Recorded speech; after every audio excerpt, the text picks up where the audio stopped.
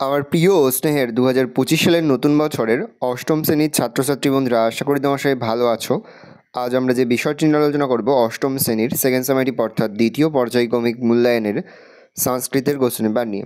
দেখো, সরাসরি স্ক্রিনে তোমরা অষ্টম শ্রেণীর সেকেন্ড সামেটিভ অর্থাৎ দ্বিতীয় পর্যায়ক্রমিক মূল্যায়নের সংস্কৃতের কোশ্চেনটা দেখতে পাচ্ছ। ফুল মার্কস তোমাদের রাখবে 50, আর সময় তোমার থাকবে 1 ঘন্টা 30 মিনিট। একে থেকে রয়েছে বাংলা ভাষায় অনুবাদ করো। দেখো, দেবনাগরী হরফে তোমাদের লেখা রয়েছে, অর্থাৎ সংস্কৃত ভাষায় লেখা রয়েছে, তোমাদের বাংলাতে অনুবাদ করতে হবে। পরে হচ্ছে সংস্কৃতে বাক্য রচনা করো। 5টি দেওয়া রয়েছে, প্রশ্নের মান 1 করে 1 × 5 = 5। পরে হচ্ছে সংস্কৃত ভাষায় অনুবাদ করো।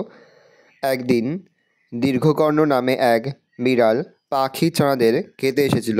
বালিকা ফুল তুলতে বাগানে গিয়েছিল।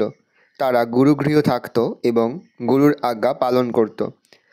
ভারতের উত্তর দিকে পর্বতরাজ হিমালয় অবস্থিত। আমরা আগামীকাল পিতার সঙ্গে কলিকাতা যাব। 4 দাগে রয়েছে রেখাঙ্কিত পদগুলির কারক বিভক্তি নির্ণয় করো। প্রশ্নের মান 1 করে 1 × 5 = 5। কারক বিভক্তি কীভাবে খুব সহজেই নির্ণয় করা যায়, কারক চক্র করে আমি একটা দেখিয়ে দিয়েছি, তোমরা কিন্তু সেখান থেকে অবশ্যই দেখে নেবে। 5 দাগে রয়েছে এক কথায় প্রকাশ করো। প্রশ্নের মান 1 করে 1 × 5 = 5। 6 দাগে রয়েছে অর্থপার্থক্য সহ বাক্য রচনা করো। প্রশ্নের মান 2 করে 2 × 4 = 8। পরে হচ্ছে শব্দরূপ নির্ণয় করো। প্রশ্নের মান 1 করে 1 × 4 = 4। পরে হচ্ছে ধাতুরূপ নির্ণয় করো। প্রশ্নের মান 1 করে 1 × 4 = 4।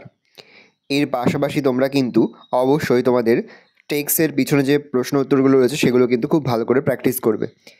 এই রয়েছে টোটাল তোমাদের সেকেন্ড সামেটিভ অর্থাৎ দ্বিতীয় পর্যায়ক্রমিক মূল্যায়নের অষ্টম শ্রেণীর সংস্কৃতের কোশ্চেন পেপার। ভালো তুমি কোশ্চেনটা দেখে নাও।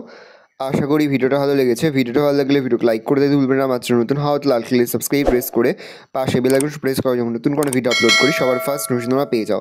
আর এই ভিডিওটি তোমার বন্ধু বান্ধবী আত্মীয় স্বজন সবার মধ্যে কিন্তু অনেক শেয়ার করে, যে বছর অষ্টম শ্রেণীতে পড়ছে।